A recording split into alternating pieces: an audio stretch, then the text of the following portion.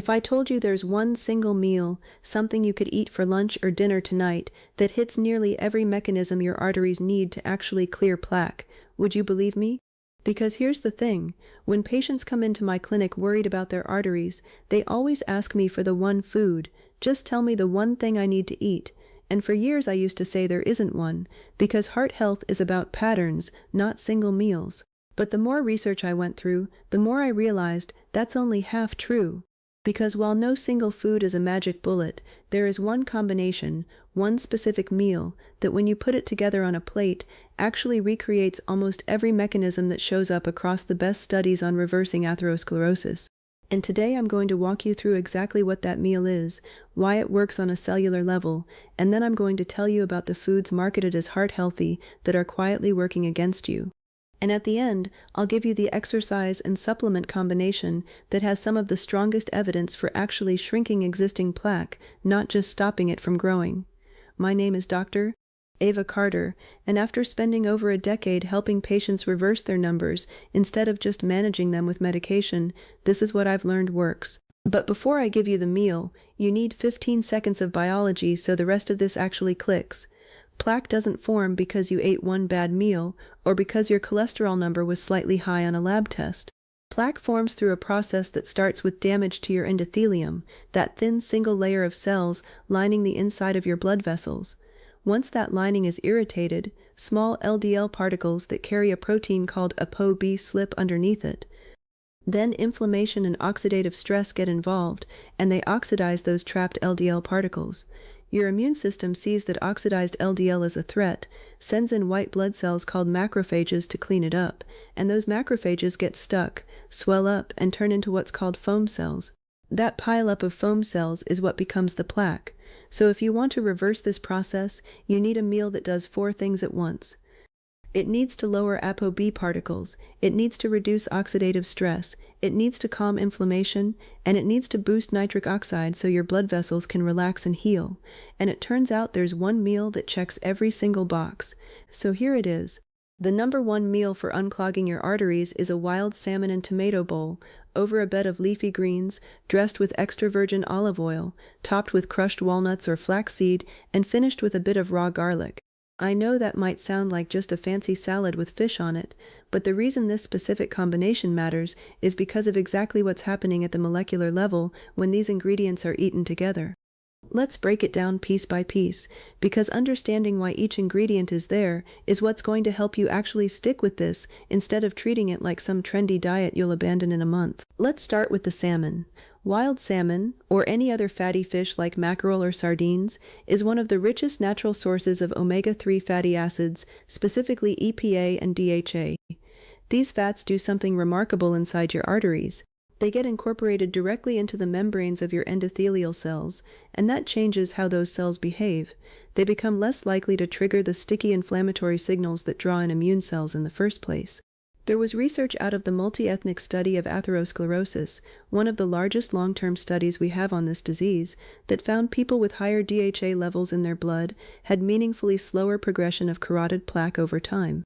And separately, we have data showing that people who eat fatty fish just a couple of times a week have a noticeably lower risk of both heart attacks and strokes compared to people who rarely eat it. The mechanism makes sense too, because omega-3s help increase nitric oxide production, which is the molecule responsible for relaxing your blood vessels and lowering blood pressure. They also help stabilize existing plaque, which matters because it's not always the biggest plaque that causes a heart attack. It's often the unstable, inflamed plaque that ruptures and causes a clot. Now let's talk about the tomatoes in this bowl. Tomatoes, especially when they're cooked or blended, are one of the best dietary sources of lycopene, which is the carotenoid responsible for that deep red color. Lycopene is an extremely potent antioxidant, and remember, oxidative stress is one of the core drivers of plaque formation because it's what turns trapped LDL into the oxidized form that your immune system reacts to. There was an observational study out of Finland that looked at men with high blood levels of lycopene and found they had a significantly reduced risk of carotid atherosclerosis compared to men with low lycopene levels. And we have supporting evidence showing that people with higher carotenoid intake overall tend to have slower progression in the earliest stages of arterial plaque buildup. What's interesting is that cooking tomatoes, like in a light sauce or roasting them, actually increases the bioavailability of lycopene compared to eating them raw, so don't be afraid to warm them up before adding them to the bowl. Next, the leafy greens underneath everything. Spinach, arugula, kale, whatever you prefer, these are loaded with nitrates, and dietary nitrates are converted in your body into nitric oxide, that same molecule I mentioned with the omega-3s. More nitric oxide means better vasodilation, meaning your arteries can actually widen and relax properly instead of staying stiff and constricted. Leafy greens are also a source of flavonoids and phytosterols, which brings me to the next two components. The olive oil you're dressing this bowl with isn't just there for flavor. Extra virgin olive oil shows up again and again across nearly every major study on cardiovascular protection, and for good reason. It's rich in monounsaturated fats and polyphenols, and these compounds have both antioxidant and anti-inflammatory effects. Olive oil has been shown to help smooth out damage to the endothelium, and it may also improve insulin sensitivity, which matters because insulin resistance is quietly one of the underappreciated contributors to arterial inflammation. What makes olive oil especially valuable in this specific meal is that it also helps your body absorb the fat-soluble lycopene from the tomatoes far more efficiently. So the olive oil isn't just an add-on, it's actually multiplying the benefit of the other ingredients on the plate. Now the walnuts or flaxseed on top. These are one of the best sources of plant sterols, also called phytosterols.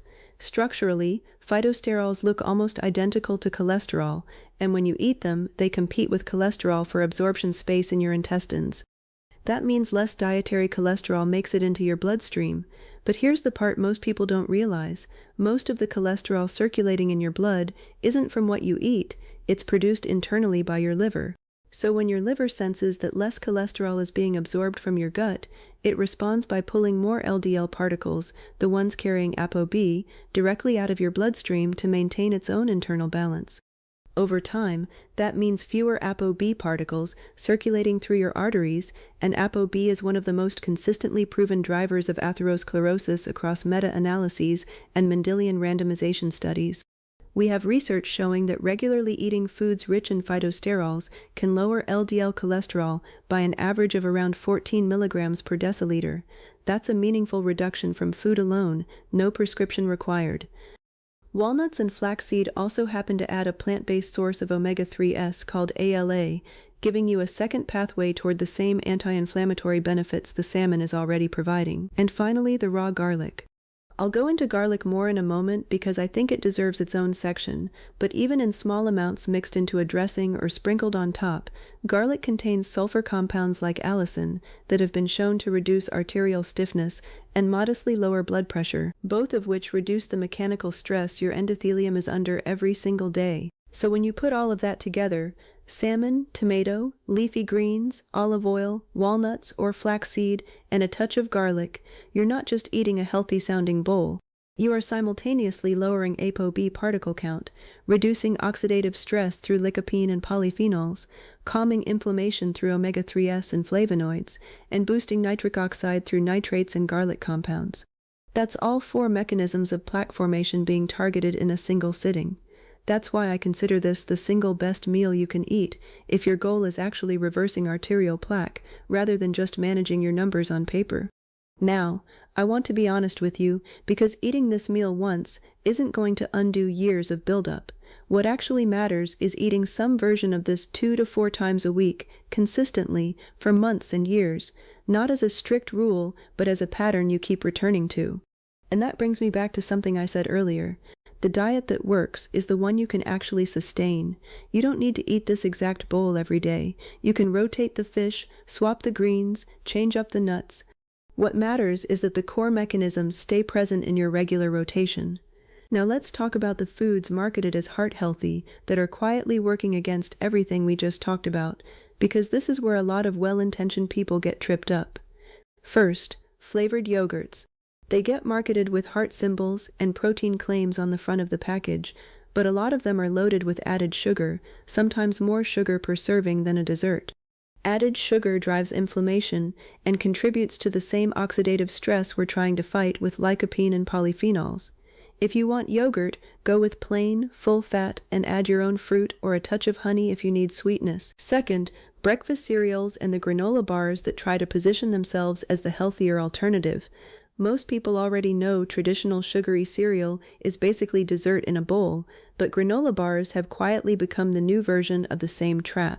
They market themselves with words like natural and whole grain, but check the ingredient label because a lot of them are still packed with added sugars, just with better branding and a more expensive box.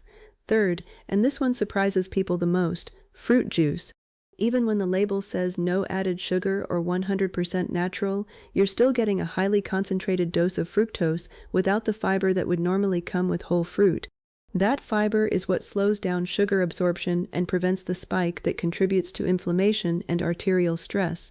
An orange is heart healthy, a glass of orange juice is a concentrated sugar hit wearing a health halo. If you're craving something like that, eat the whole fruit, don't drink it. Now let's talk about garlic a bit more, because I promised I would, and because the supplement evidence here is genuinely some of the strongest we have outside of prescription medication. Beyond just eating raw garlic in meals, aged garlic extract as a supplement has been studied specifically for its effect on coronary atherosclerosis, and the results are worth paying attention to.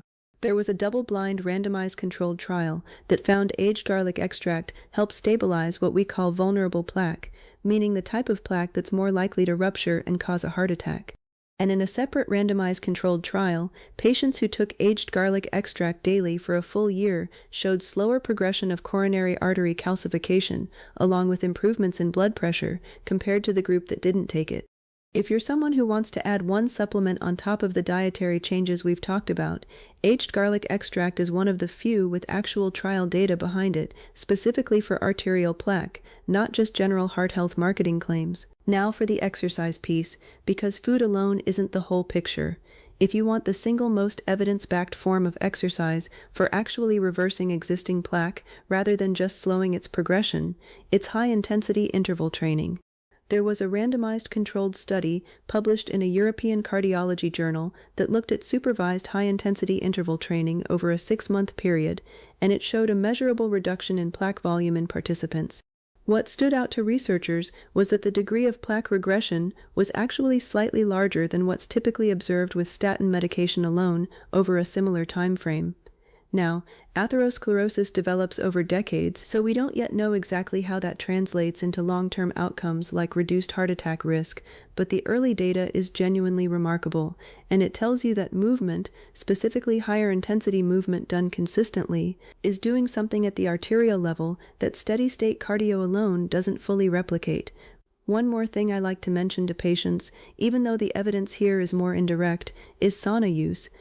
We don't have direct trial data showing sauna sessions shrink plaque the way we do with the HIT study or the garlic extract trials. But there's a meaningful body of research linking regular sauna bathing to improved endothelial function, and separate meta-analyses linking sauna use to measurable reductions in blood pressure. There's also observational data connecting frequent sauna use to lower all-cause mortality overall, not just heart-related outcomes. It's not a replacement for diet or exercise, but if you have access to one, it's a reasonable addition to the routine we've built today. So let's bring this all together. If you want one meal that targets nearly every mechanism behind arterial plaque formation, it's the wild salmon and tomato bowl, over leafy greens, finished with olive oil, walnuts or flaxseed, and a touch of raw garlic. It lowers ApoB, it reduces oxidative stress, it calms inflammation, and it boosts nitric oxide, all 4 of the core drivers we talked about at the start. Pair that with watching out for the sneaky heart-healthy imposters like flavored yogurt, granola bars, and fruit juice. Add in high-intensity interval training a couple times a week if your body can tolerate it. Consider aged garlic extract as a supplement with real trial data behind it, and if you have the access, use a sauna regularly. None of this requires perfection, it requires consistency.